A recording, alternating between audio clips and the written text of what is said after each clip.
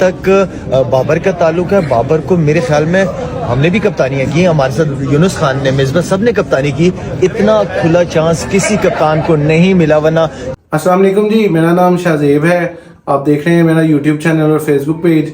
Chairman PCB Mohsin Naqvi साहब ने world cup हारने के बाद जिस सर्जरी का कहा था, उस सर्जरी का पहला नतीजा आ चुका है।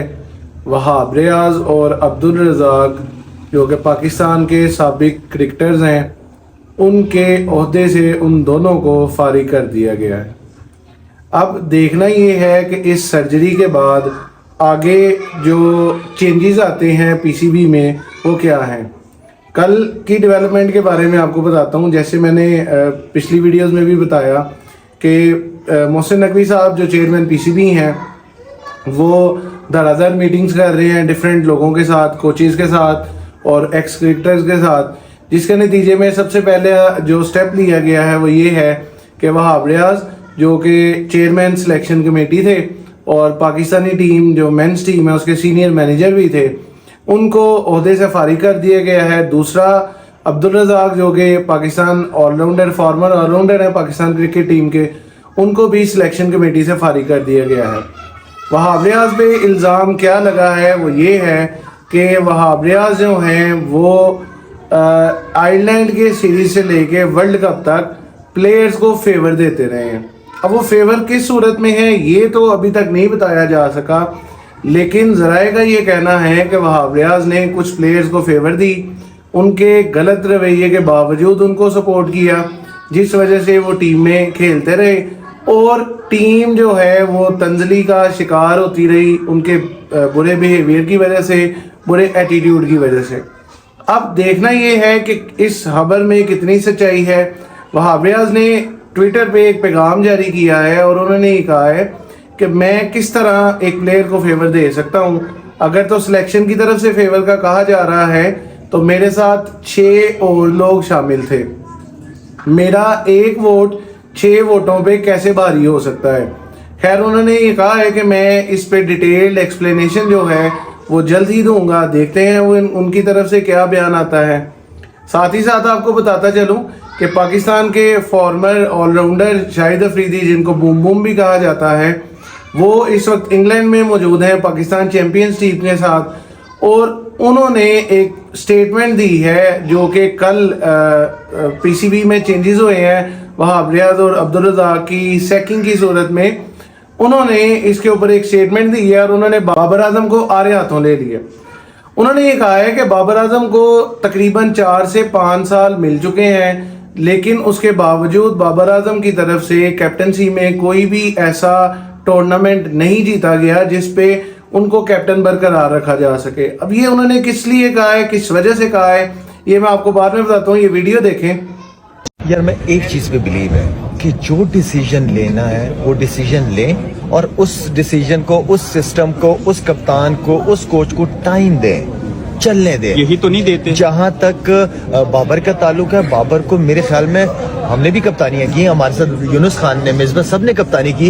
इतना खुला चांस किसी कप्तान को नहीं मिला। वरना जैसे ही वर्ल्ड कप खत्म हो जाता है सबसे पहले कप्तान के ऊपर छुरी फेरी जाती है। तो आई मीन कि उसको ने तो 3 world cup, 2-3 world cup, 2-3 Asia cup, T20, काफी जबरदस्त मौका मिला है उसको। मेरे ख्याल में बाबर को अगर रखना है तो आप मेरे ख्याल में काफी अरसा हो गया, बड़े चांसेस दिए हैं। अब जो भी सर्जरी करनी है वो एक ही दफा सर्जरी करे और जो भी लेके आ रहे उनको पूरा टाइम दे। मुझे तो अभी पता चला कि सर्जरी सिलेक्शन कमेटी हुई है कि अब्दुल रज़ाक और वहाब रियाज को सिर्फ उन्होंने साइड पे किया है। तो ये वाली सर्जरी ऑनेस्टली स्पीकिंग मुझे समझ नहीं आई, क्योंकि सिलेक्शन कमेटी 6-7 लोगों की थी, सिर्फ इन 2 की सर्जरियां क्यों हुई। इस वीडियो में देखा जा सकता है कि शाहिद अफरीदी सीधा सीधा बाबर आजम को पॉइंट आउट कर रहे हैं। उनका ये कहना था कि हम लोग भी कैप्टन थे, मिसबाह उल हक था, यूनुस खान था, मैं भी था, बहुत से कैप्टन पास्ट में भी रहे हैं, लेकिन अगर 1-2 सीरीज हारी जाती थी तो उनको सैक कर दिया जाता था। जिस तरह सरफराज अहमद के साथ हुआ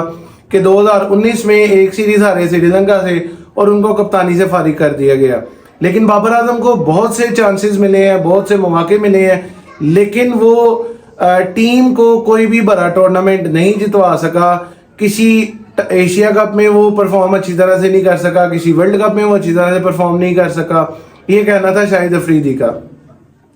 अब आपको ये बताता चलूं कि रिपोर्ट्स ये आ रही हैं कि जो कल सैकिंग हुई है वहाब रियाज और अब्दुल रज़ाक की, उनमें अर्ली रिपोर्ट के मुताबिक ये रिपोर्ट आ रही है कि वर्ल्ड कप और आयरलैंड इंग्लैंड सीरीज के दौरान शाहीन अफरीदी का टीम मैनेजमेंट से बुरा रवैया था।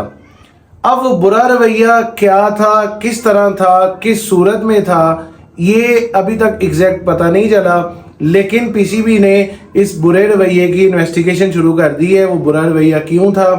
क्या वो बाबर आजम को कैप्टनसी से हटाने के लिए था? क्या वो बुरा रवैया इसलिए था कि वर्ल्ड कप से पहले शाहीन अफरीदी को हटा के बाबर आजम को दोबारा लाया गया था? क्या वो बुरा रवैया किसी ग्रुपिंग की सूरत में था? ये पीसीबी अभी इन्वेस्टिगेट कर रहा है। जो भी इन्वेस्टिगेशन रिपोर्ट आएगी वो पब्लिक होगी, आपके साथ भी शेयर करेंगे। बहरहाल पीसीबी में जो सर्जरी का कहा जा रहा था, वो सर्जरी का पहला जो जिसे कह लें गैर हतमी गैर सरकारी नतीजा वो आ चुका है in the sacking of Abdul Razzaq and Wahab Riaz. और साथ ही साथ आपको बताता चलूँ, मंसूर राना जो कि टीम मैनेजर थे वहाब रियाज के नीचे, कह लें कि सेकंड सीनियर मैनेजर थे टीम के, उनको भी उनके ओहदे से फारिग कर दिया गया है। और ये तीनों बंदों को थैंक यू वेरी मच कह के ये कह दिया गया है कि हमें आपकी सर्विसेज नहीं चाहिए पाकिस्तान क्रिकेट टीम के लिए, पाकिस्तान क्रिकेट बोर्ड के लिए। आप अपने रास्ते, हम अपने रास्ते। तो अगर अभी तक आपने मेरे चैनल को सब्सक्राइब नहीं किया, मेरे चैनल को सब्सक्राइब कीजिए, मेरे फेसबुक पेज को फॉलो कीजिए और बेल का बटन दबाना ना भूलिएगा। Thank you.